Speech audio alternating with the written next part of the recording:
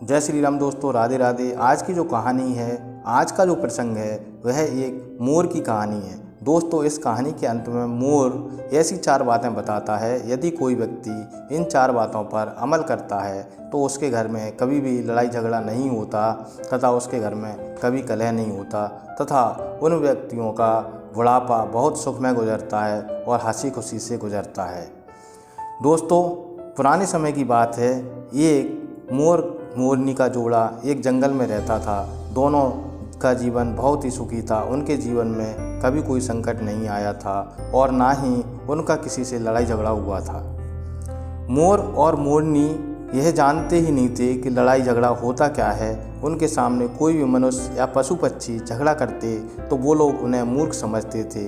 वे यही सोचते थे कि ये लोग बड़े मूर्ख हैं जो एक दूसरे से ईर्ष्या करते हैं और एक दूसरे से झगड़ा करते हैं। दोनों पति पत्नी जब भी कोई उनके सामने झगड़ा करता, उनको समझाने की कोशिश करते। वे दोनों की बात समझ मानकर यदि कोई समझ जाता तो उसके घर का झगड़ा समाप्त हो जाता था, और जो नहीं समझता था उनके घर में आए दिन कलह उत्पन्न होता रहता था।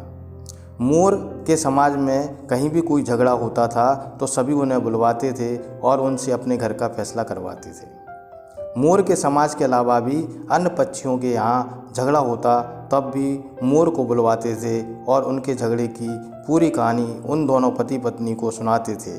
उसके बाद दोनों पति पत्नी उनके घर की लड़ाई को, उनके घर के झगड़े को समाप्त कर देते थे और सभी को बड़े प्यार से समझाते थे। वह कहते थे कि झगड़ा करना एक मूर्खता की निशानी होती है। जिसके घर में रोज़ लड़ाई झगड़े होती हैं उस घर में माँ लक्ष्मी का आगमन नहीं होता है। जिस घर में आए दिन लड़ाई झगड़े होती हैं उस घर में रहने वालों के भूखे मरने की नौबत आ जाती है। जिस घर में आए दिन लड़ाई झगड़े होती हैं उस घर पर भगवान कभी भी दया दृष्टि नहीं करते हैं। भगवान उन लोगों से नज़र फेर लेते हैं। इस तरह से मोर सभी को समझाया करते थे, सभी के घरों का झगड़ा समाप्त किया करते थे। दोस्तों, कुछ दिनों के बाद मोर की पत्नी गर्भवती हो जाती है और वह 4 अंडों को जन्म देती है। और अंडों को जन्म देने के बाद दोनों पति पत्नी अंडों की अच्छी तरह से देखभाल करते हैं। अब दोनों पति पत्नी के मन में बड़े बड़े अरमान सजने लगते हैं। दोनों पति पत्नी सोचने लगते हैं कि कुछ दिनों बाद हमारे घर में छोटे छोटे नन्हे मुन्ने बच्चे आएंगे और इन बच्चों को साथ हमारा जीवन और भी सुखमय हो जाएगा। मोर और उसकी पत्नी अपने अंडों की अच्छे से देखभाल करते हैं। अब कुछ दिन निकल जाते हैं और उसके अंडों से बच्चे निकल आते हैं। जब वो 4 बच्चे निकल आते हैं, अब मोर और मोरनी की पत्नी अपने बच्चों को पाकर बेहद खुश होती हैं, खुशियाँ मनाती हैं और सोचने लगती हैं कि अब हमारा परिवार संपूर्ण हो गया है और अब हमें भगवान से किसी और चीज़ की पाने की इच्छा नहीं है। बस अब एक ही इच्छा है कि हमारी संतान अच्छे से फले फूले और इनकी शादियां हो जाएं। इस तरह से वह सोचते हैं और सोचते हैं कि अब हमारे पास कोई चीज़ की कोई कमी नहीं रहेगी। इस तरह से समय गुजरता गया। उनके बच्चे बड़े हो गए। जब बच्चे बड़े हो जाते हैं तो मोर और मोरनी को एक चिंता सताने लगती है। यह चिंता हर माता पिता को होती है कि जब संतान बड़ी हो जाती है तो हर माता पिता सोचता है कि जितनी जल्दी हो सके उनकी संतान के हाथ पीले हो जाएं, यानी उनकी शादी हो जाए। और एक सपना भी होता है जो हर माँ को सताता है।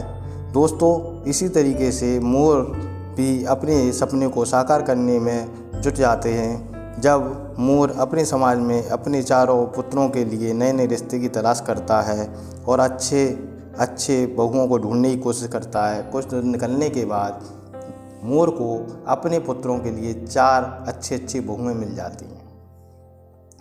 सुंदर और काबिल बहुएं मिल जाती हैं। फिर मोर अपने चारों पुत्रों की शादी कर देता है। तब शादी होने के बाद मोर के घर में बहुएं आ जाती हैं। तब मोर और उसकी मोरनी ने अरमान जो बड़े बड़े सजाए थे, सोचा था कि जब चारों बच्चों की शादी हो जाएंगी तब चारों बहुएं आ जाएंगी और हमारा परिवार बड़ा हो जाएगा। शादी होने के बाद कुछ दिनों तक तो शांति रहती है। फिर कुछ दिनों बाद धीरे धीरे चारों बहुओं में झगड़ा होने लगता है। उधर सास के साथ भी झगड़ा होने लगता है। मोर की बहू कुछ भी काम करती और वह काम सास को रास नहीं आता तो वह बीच में बोल पड़ती और अपनी बहू से कहने लगती कि इस काम को ऐसे क्यों कर रही हो, इसे इस तरह से करो।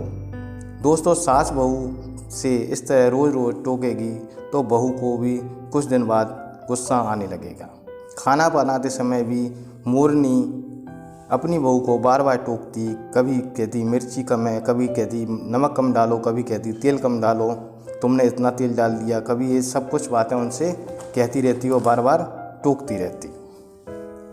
अब आगे मोरनी जब उनसे कुछ कहती तो बहू कहती कि माँ जी ये सब कुछ ठीक है, मैं तो ऐसा ही खाना बनाना जानती हूँ। तब मोरनी कहती कि तुम्हारी माँ ने तुम्हें कुछ भी नहीं सिखाया है, तुम्हें कुछ भी नहीं आता है। रोज़ रोज़ की लड़ाई झगड़े से परेशान होकर मोर अपनी पत्नी को खूब समझाता है कि तुम बहुओं को ज़्यादा मत टोका करो, उन्हें अपना काम करने दिया करो, तुम अपना काम किया करो। तब मोरनी मोर से कहती है कि तुम्हें कुछ पता नहीं है घर कैसे चलाया जाता है, यह घर मेरा है और मैं इसको जैसे चलाऊंगी वैसे ही चलेगा। तब वह मोरनी मोर की बातें नहीं मानती है और बहुओं से उसका लड़ाई झगड़ा रोज़ होता रहता है। कुछ दिनों बाद वो बहुएं कहती हैं कि आप हमें अलग कर दीजिए, हम इस घर में नहीं रह सकते जहाँ लड़ाई झगड़ा होता रहता है। जब मोर अपने घर से उनको चारों को अलग कर देता है परेशान हो करके, तो उसी घर में पहले एक चूल्हा जलता था, फिर 5 चूल्हे जलने लगते हैं। पहले जहाँ 100 रुपये का में काम होता था वहाँ 500 रुपये लगने लगते हैं।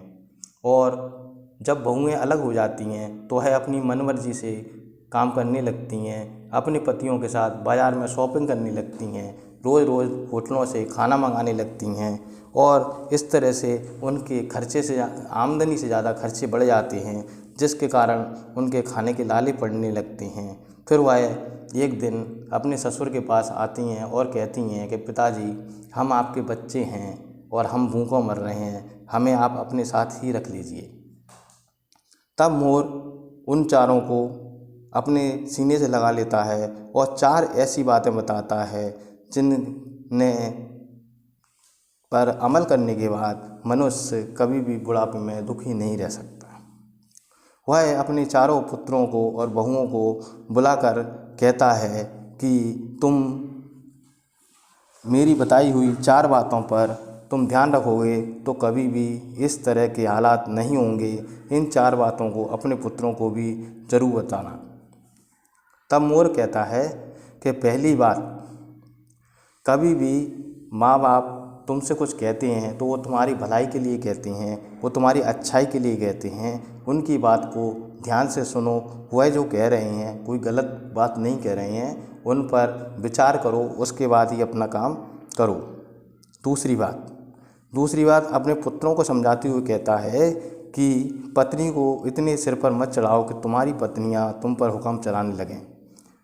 मोर कहता है कि मैं नहीं कहता कि तुम तुम्हारी पत्नियों से प्रेम मत करो, तुम तुम्हारी पत्नियों का ध्यान मत रखो, अपनी पत्नियों को खूब प्रेम करो, खूब उनका ध्यान रखो, लेकिन पत्नियां ऐसी होना चाहिए जो तुम्हारी बात माने, वही पत्नी होती है जो अपने पति की आज्ञा का पालन करती है। यदि तुम पत्नियों को सारा भेद बता देती हो तो एक दिन ऐसा आता है कि तुम्हारी पत्नियां तुम्हारा कहना मानने से इनकार कर देती हैं। तीसरी बात, हमेशा व्यक्ति को उतने ही पांव पसारने चाहिए जितनी उसकी चादर हो। यदि चादर से बाहर पैर निकालोगे तो तुम संकट में फंस जाओगे। जिस तरह से यदि कोई व्यक्ति 100 रुपये कमाता है और 150 रुपये खर्च करता है, तब उसका खर्चा ज़्यादा होने से वह संकट में आ जाता है और उसके भूखे मरने की नौबत आ जाती है।